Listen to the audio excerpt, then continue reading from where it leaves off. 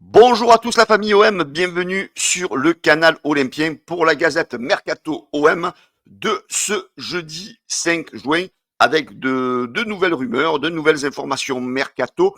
Je voulais vous remercier les amis, vous étiez beaucoup hier à avoir vu les deux vidéos que j'ai sorties, dont cette Gazette du Mercato. Là, vous l'avez aimé, vous l'avez partagé, vous l'avez liké, beaucoup d'entre vous se sont abonnés à la chaîne du canal olympien. En tous les cas, ben voilà, si vous découvrez le canal olympien les amis, c'est le moment de vous abonner. Alors, je vais vous faire cette petite vidéo.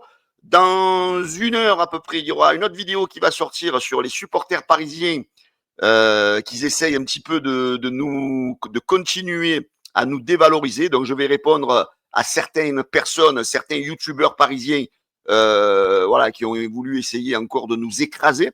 Donc voilà, donc on va commencer tout de suite, les amis, avec donc cette Gazette du Mercato de ce jeudi. Alors c'est parti, on débute les amis avec Luis Enrique. Ça y est, la visite médicale a été passée, tout s'est très très bien passé. L'officialisation du transfert de Luis Enrique devrait normalement intervenir dans la journée. Donc la somme c'est 25 millions d'euros, 23 millions d'euros plus 2 millions d'euros de bonus.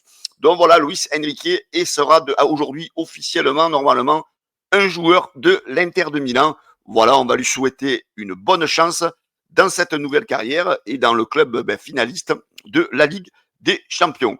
Allez, on poursuit les amis avec Roberto De Zerbi. Alors vous le savez, hier, comme je vous ai parlé, il y a eu beaucoup d'imbroglio par rapport à sa novenir à l'Olympique de Marseille. Hier, du côté de RMC, on a bien indiqué que Roberto De Zerbi était vraiment impliqué, qu'il était déjà au travail avec le board marseillais pour le mercato. Il est déjà très très très actif. Le club travaille sans relâche avec une étroite collaboration entre Longoria, Benassia et Roberto De Zerbi pour préparer l'effectif de la saison prochaine. Voilà, donc a priori, donc il semble qu'il n'y ait plus de doute sur l'avenir de Roberto De Zerbi. Donc il devrait poursuivre la saison prochaine du côté de l'Olympique de Marseille. Les amis, on poursuit avec Facundo Medina. Donc on sait que voilà, l'OM est en négociation très avancée avec le joueur. Et Luc Bendoni donc, nous le confirme hier en disant que le deal pourrait se situer, comme je vous avais annoncé hier, entre 15 et 20 millions d'euros. Alors là, on sait que la valeur, les Lensois, ils en voulaient 25 millions, comme je vous l'ai dit hier dans la Gazette. Moi, je pense que ça va tourner plutôt, d'après les informations qu'on m'a données, autour de 15 millions d'euros, en sachant que les Lensois doivent finir leur exercice financier, ils ont besoin d'argent. Et le joueur, lui, veut venir à l'OM, donc du coup, ils n'ont pas trop le choix. Et je pense qu'ils vont céder aux exigences marseillaises. Et le deal devrait se situer autour de 15 millions d'euros. Alors, autre joueur, les amis, qui a priori serait très proche de l'Olympique de Marseille, c'est Angel Gomez. Et oui, Angel Gomez, on en avait parlé, les espoirs étaient un peu retombés, on savait que Tottenham était sur le joueur, et a priori, l'OM aurait dépassé Tottenham dans ce dossier, et le joueur serait pas loin de rejoindre l'Olympique de Marseille. Voilà, il y a plusieurs sources qui l'annoncent. Alors, qui est Angel Gomez, hein? On va même essayer un petit peu d'en parler. Alors, est-ce que c'est un joueur qui a l'étoffe Ligue des Champions? Alors, c'est un joueur qui, cette saison, il a été pas forcément souvent dans le 11 titulaire, 29% du temps. Ensuite, les perfs sur 14 matchs joués, c'est un but, une passe décisive. Voilà, on va dire que c'est un joueur qui est un peu dans le mou, hein, faut pas avoir peur de le dire. Un joueur coté quand même à 20 millions d'euros. Mais voilà, après, on sait que c'est un joueur qui est bourré de qualité. Le joueur, donc vous voyez un petit peu sa plus haute valeur marchande, s'est située autour de 2024, hein, où il était coté entre 25-30 millions d'euros. Voilà, c'est un joueur qui est jeune, 24 ans. Il peut jouer, donc son poste de prédilection, pardon, c'est être milieu offensif. Il peut jouer milieu central et milieu gauche. Voilà, il peut offrir à Roberto De Zerbi plusieurs solutions. Donc c'est un joueur qui a été formé du côté de Manchester United.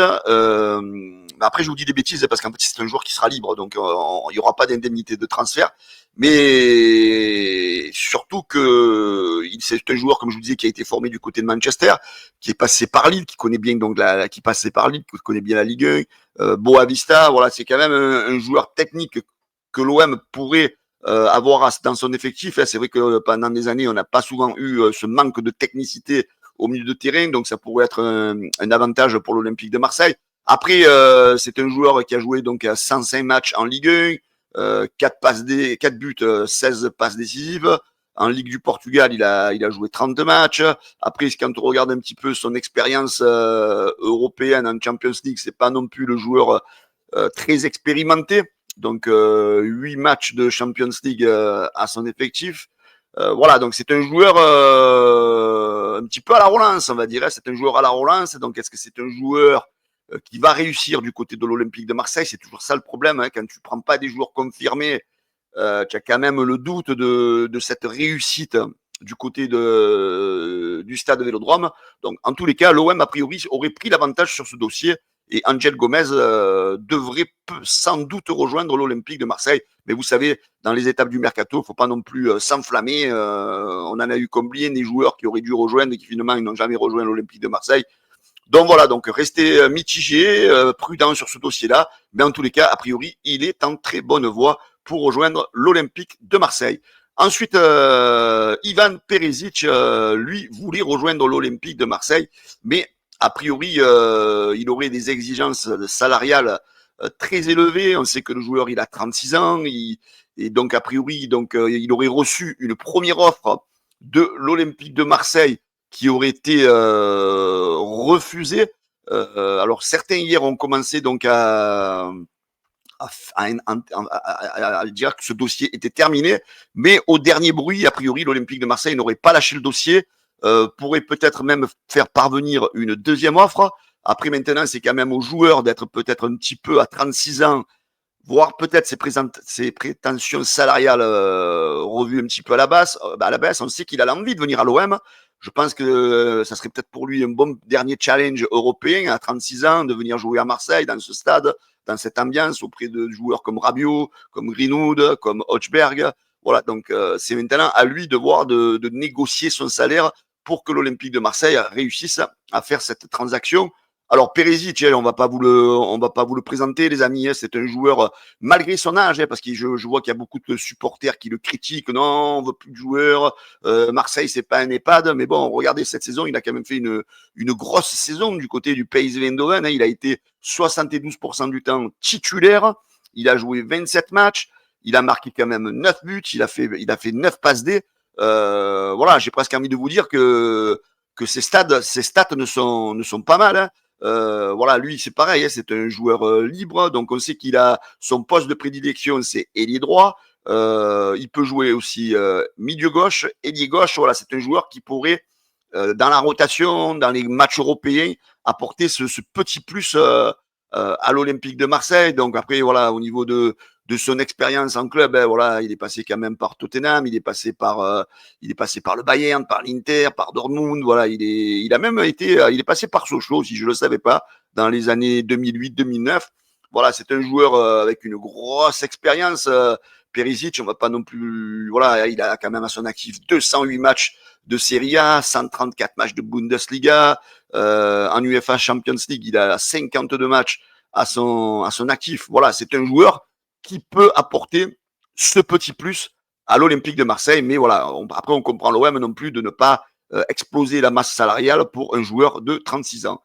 Alors, un autre joueur, les amis, la rumeur est apparue hier, c'est le jeune Mathis Ablin, le Nantais, 22 ans. Le profil de l'attaquant plaît beaucoup en interne du côté de l'Olympique de Marseille. On assure qu'il serait compatible avec le jeu, avec le 2 Herbiball. Voilà, le FC Nantes souhaiterait au minimum 15 millions d'euros pour se séparer de Mathis Ablin. Alors, Mathis Ablin, est-ce que c'est des bons résultats? Alors, c'est un joueur, est-ce que c'est des bonnes statistiques? Voilà, sur Transfermarkt, il est coté à 18 millions d'euros. Nantes en voudrait 15 millions d'euros. Voilà, on va dire qu'ils sont raisonnables par rapport à la valeur du joueur. Cette saison, il a été 97% du temps titulaire dans le 11 nantais en Ligue 1. Il a marqué 9 buts, il a offert 2 passes décisives. Voilà, c'est un joueur qui est en contrat jusqu'en 2028. C'est quand même un beau gabarit, 1m82, 22 ans. Voilà, c'est un joueur d'avenir, on va dire, d'avenir. Après, est-ce que c'est le joueur pour le Projet Ligue des Champions? Ça, voilà, je voudrais un petit peu que vous m'en parliez en commentaire. Voilà, son expérience en club, voilà, c'est un joueur qui a joué beaucoup du côté de la Bretagne, hein, Nantes, Rennes. Il a joué aussi à Auxerre. Voilà, c'est un joueur qui a une grosse expérience en Ligue 1, en fait, en France. Il n'a jamais joué à l'étranger, donc pour lui, ça serait là passer un cap supérieur. Je veux dire, passer à l'OM, hein, donc après avoir fait Nantes, Rennes. Alors après, c'est pas rien, et la question, c'est toujours la même. Est-ce que ce joueur ne va pas être impressionné par ce stade Vélodrome? Voilà, est-ce qu'il ne vaut mieux pas passer par un joueur plus expérimenté et un petit peu plus de bouteilles? Voilà, c'est la question que je vous pose ce matin dans cette gazette. Voilà, ben après, voilà, en termes de matchs européens, comme je vous dis, il a joué 4 matchs en Europa League, il a 5 matchs de Youth League à son actif. Voilà, c'est un joueur, un match de conférence. Voilà, en termes d'européens, j'ai envie de matchs européens, j'ai envie de vous dire, voilà, c'est un bébé, quoi. Il a zéro expérience. Voilà. Après, je vous dis, voilà, est-ce que c'est pas un risque pour l'Olympique de Marseille si tu prends un attaquant, de prendre à moins que l'OM veuille prendre en plus un attaquant plus expérimenté, mais déjà mettre 15 millions d'euros sur ce joueur-là, ça veut dire que tu te prives de prendre peut-être un attaquant un petit peu plus confirmé pour épauler justement Amine Gouiri. On voit que pour l'instant, les pistes marseillaises sont surtout concentrées, on va dire, sur a priori, les bons joueurs de la Ligue 1. Hein. On voit qu'il y a Medina, on voit qu'il y a Gomez, on voit qu'il y a Ablin. Alors moi, j'ai envie d'avoir un petit peu votre sentiment, les amis, dans les commentaires. Alors, c'est pas que je suis inquiet, mais j'ai l'impression que, voilà, on a qu'on patauge un peu dans le mercato, mais voilà, j'ai l'impression qu'on nous avait promis un peu quelques noms et ça ne peut pas se faire parce que les salaires sont trop importants. Et là, voilà, on a l'impression que l'OM, voilà, cette année, va faire une Ligue des Champions. On sait très bien qu'on la gagnera jamais, hein, on sait très bien. Mais moi, j'ai quand même envie qu'on ait quand même un peu des joueurs confirmés qui viennent et qu'on essaye quand même un peu de se défendre. Là, bon, c'est vrai qu'avec cette nouvelle formule, si tu prends, excusez-moi, des bons joueurs en Ligue 1, c'est sûr que tu vas déjà t'améliorer. Tu as fini second à 19 ou 19 points du PSG, je crois. Bon, en plus, avec les points qu'on a lâchés bêtement, là, c'est vrai que si tu te renforces avec des bons joueurs de Ligue 1, tu vas peut-être être sur le plan du championnat français meilleur. Mais voilà, nous, on a quand même envie de figurer plus que moyennement en Ligue 1. Et j'ai envie de vous demander, est-ce que, d'après vous, si tu prends ce style de joueur, ça peut suffire? Voilà. Après, bon, je reste convaincu que si un mec comme Rabiot reste à l'OM, je crois qu'il y aura quand même peut-être un ou deux joueurs surprises qui risquent d'arriver. Mais voilà, là pour l'instant, ça me laisse un peu perplexe. Voilà, je voudrais avoir un petit peu votre avis sur les commentaires, les amis. Donc, on sait qu'il y a 2 pistes aussi pour remplacer Luis Enrique aussi. C'est donc Noah Lang. Lui a déclaré hier qu'il voudrait quitter le PSV. On sait que l'Olympique de Marseille et dessus, c'est un joueur, je crois, qui est coté autour de 30 millions d'euros. Voilà, est-ce que l'OM est capable de les poser?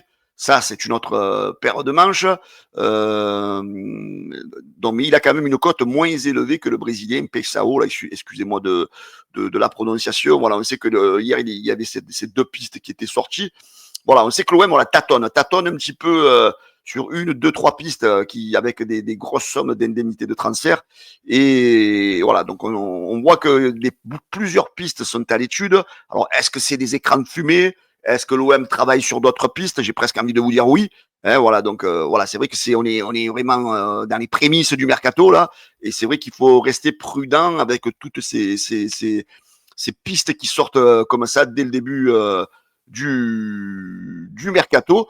Voilà, donc pour l'instant, c'est les trois pistes essentielles donc pour un éventuel remplacement de Luis Enrique, Naolang, Ivan Perisic et Igor Paxao. Voilà, j'aimerais avoir en commentaire de cette vidéo lequel des trois vous préféreriez-vous avoir à l'OM la saison prochaine. Voilà, comme ça je vais lire vos commentaires, je vais les suivre avec intérêt, les amis. Voilà, en tous les cas, ben, hier, voilà, franchement, vous m'avez régalé parce que vous étiez beaucoup à commenter, à avoir vu la Gazette. J'espère qu'aujourd'hui, ben, vous serez autant à commenter, comme ça, ben, on se tape des petites discussions entre nous dans les commentaires de la vidéo. Les amis, pour ceux qui ne sont pas abonnés, ben, abonnez-vous au canal Olympien. Tout à l'heure, allez, il va sortir cette vidéo et on va dire, allez, une demi-heure après, je vais sortir la vidéo, comme je vous disais dans le début, donc à une réponse aux supporters parisiens qui veulent nous déclasser, on va dire, et de plus nous considérer. Donc voilà, soyez présents sur l'autre vidéo. Je pense que je vais un petit peu essayer de les allumer parce que bon, il y en a marre maintenant. Les amis, merci d'avoir suivi la Gazette. Je vous souhaite à tous une excellente journée et je vous dis peut-être à demain pour de nouvelles infos. Mercato, ciao, la bise à tous.